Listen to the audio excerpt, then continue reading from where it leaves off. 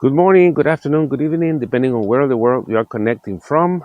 For those of you that might not know me, my name is Antonio Sangio, and I practice and teach introspective hypnosis and now past life therapy, but I also practice two other techniques, QHHT, quantum healing hypnosis technique, and Life Between Lives, created by Michael Newton.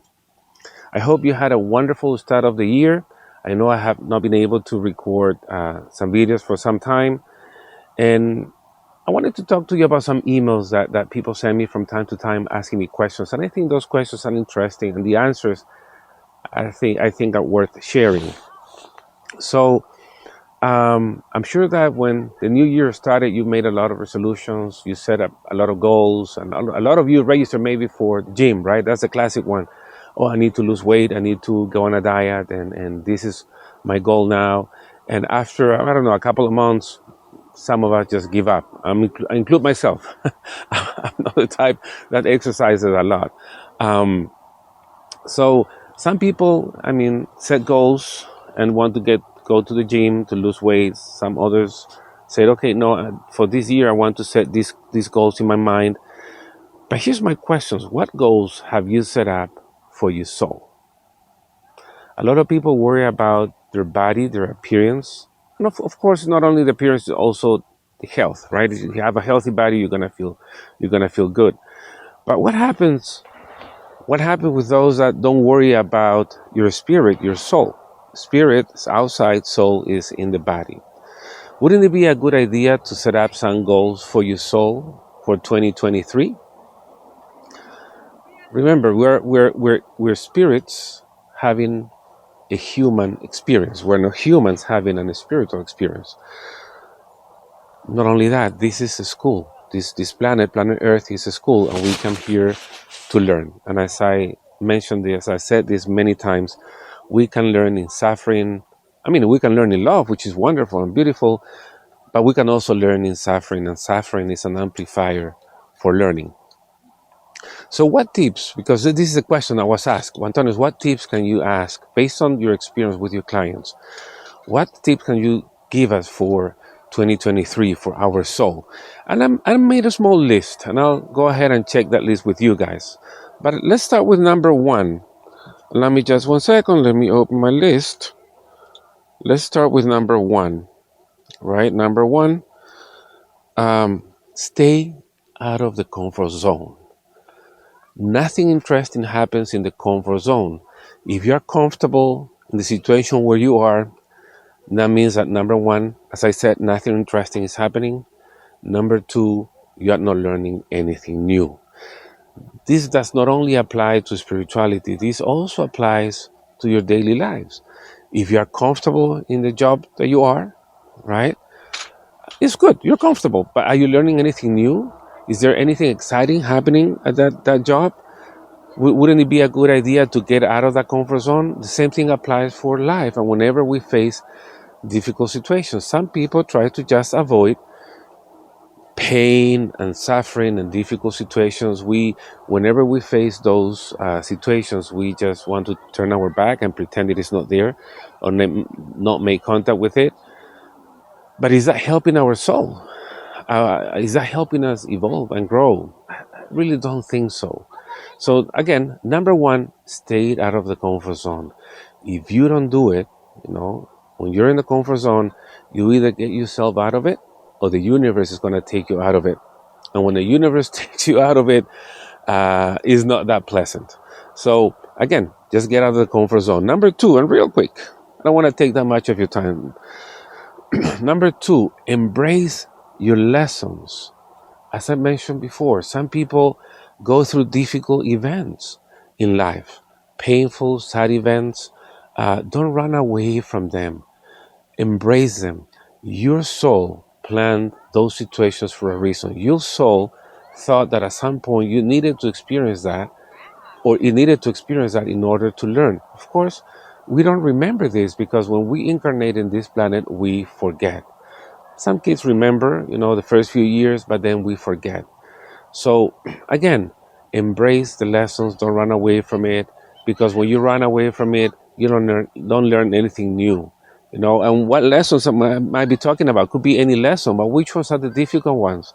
The loss of a loved one, maybe divorce or separation, or going through certain issues with our kids. Um, you name it. Don't run away from those lessons because, as I always say, there's no running away. That lesson is going to come back to you over and over, disguised as something else or through another person. So deal with this lesson now. Be over with it, and a new lesson is going to come in the future. But don't avoid a lesson thinking that by avoiding this lesson, you're resolving the issue. You're not resolving anything. As I said, that lesson is going to come back to you again and again until you finally get it. Number 3, and I think this is very important. I always say that there are a lot of people that come to sessions, and as I felt myself at some point in my life, I felt a victim of others, a victim of my father, a victim of whatever, right? So a lot of people that come for sessions come engaged in this victim role, in this victim mentality. And whenever you feel a victim, number one, you want to make everybody else responsible for what is happening to you. So you don't take responsibility. Number 2, you don't learn your lesson. Number 3, you don't embrace that lesson that you're supposed to go through. So one of the most difficult things to do in a hypnosis session is to get somebody out of the victim mentality, because they have been engaged in that role for years. Not only years, there are some people that have been engaged in that role for many lives. So it is difficult for them to get out of that role. So again, stay out of the victim role. Nobody's a victim because we either chose the events that we're going through. We make contracts. Let's say that you're going through a divorce or somebody has cheated on you. That's happening for a reason. That is happening for a reason. Don't feel like a victim. When you feel a victim, you're giving your energy to someone else. When you give your energy to someone else, you get trapped in that event. When you get trapped in that event, doesn't matter how old you are. If that happened to you when you were 15, you could be 60 years old, 60, and you need to still feel like it's just still happening now. You're gonna get symptoms from that event because part of your soul is trapped in that event. Okay, what is the next one? Forgive, right? Every time somebody did something to you, it is important to forgive. But we need to understand what forgiveness is, right? So, forgiveness, number 1, is for you. It doesn't mean that you're going to forget. It doesn't mean that you're going to stop seeking justice. It doesn't mean that everything is going to be okay now. The way I see forgiveness and the way I learned this from my teachers is that forgiveness is like the decision of not drinking a poison that you've been drinking all your life, thinking that as you drink the poison, that someone else, your enemy is dying. You're killing your enemy, and it's not true. You've been killing yourself little by little. And when you don't forgive, you have energy stored in your body. That whatever emotion is that you were not able to process and you don't want to process is stored in your body, and that energy sooner or later is going to turn into physical symptom. How many people got cancer because of stored emotions that they were not ready or willing to let go? So forgive. Last one, our soul, right? Our soul doesn't understand time. You could have lived a life in Egypt 3,000 years ago, but the truth is that for our soul, that just took place. Not only that, if that death in Egypt was traumatic and you were not able to process it, part of your energy got trapped in that timeline in Egypt. So for your soul, it's not that it just took place. For your soul, this is still taking place and you get all the symptoms with it. So in other words, when we get trapped in those events, what we think is the past is not the past. It's here with us now in the form of symptoms. So whenever I get to an elevator, I start experiencing what I experienced in Egypt, which is, lack of oxygen. I cannot breathe. I get tense. I freak out, right? We call it claustrophobia. Same thing applies to things that we say. Whatever we said 3,000 years ago, we just said it. Not only that, whatever we promised 3,000 years ago is still valid. And a promise does two things for us. It makes us do things, and it prevents us from doing things. So here's my last tip. Be careful with what you promise.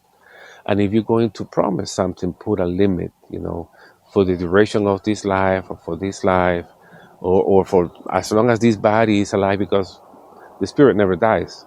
This, for the spirit, what we call past lives are really memories in other bodies. So we need to put a limit if you're going to promise something. That also applies to what? Vows and oaths and all these kind of things. When you're voluntarily putting your energy there, saying, I promise to do this, and that promise is going to follow you. I remember I had a client, and I talked about this in my book, client that made a promise to a lover from in a past life. And this life, this beautiful woman, had the following pattern in her life. She was, every time she was dating somebody and she was ready to commit, to engage, she decided every time to end the relationship. When we follow that pattern and when we got to the originating event of that pattern, what happened was that in a past life, she made a promise to a soldier. And she said to him, I will wait for you forever, right? The soldier never came back. But hey, her soul was still waiting for that soldier, for that soul to come for her. So whenever she was ready to engage, she was ending the relationships because she thought, the spirit felt it was breaking the promise. So anyway, be careful with what you promise. Soul doesn't understand time. Put limits. Anyway, I hope you find this information useful, and I hope to record another video soon. Just to remind you, you can go to my website if you want to learn about the work. I have a upcoming workshop on March 4th. It is the Healing the Wounded Feminine Energy. That's a workshop that is coming February 4th. I have an introspective hypnosis course starting March 5th. But then I have courses with my friend and colleague Alba Wyman in May in Maryland. And then October is going to be the Netherlands. And we're going to have a 4-day workshop in September. So if you want to join any of those events, feel free to visit my website. All the information is there. Anyway, thank you again for watching this video. Take care until next time. Bye-bye.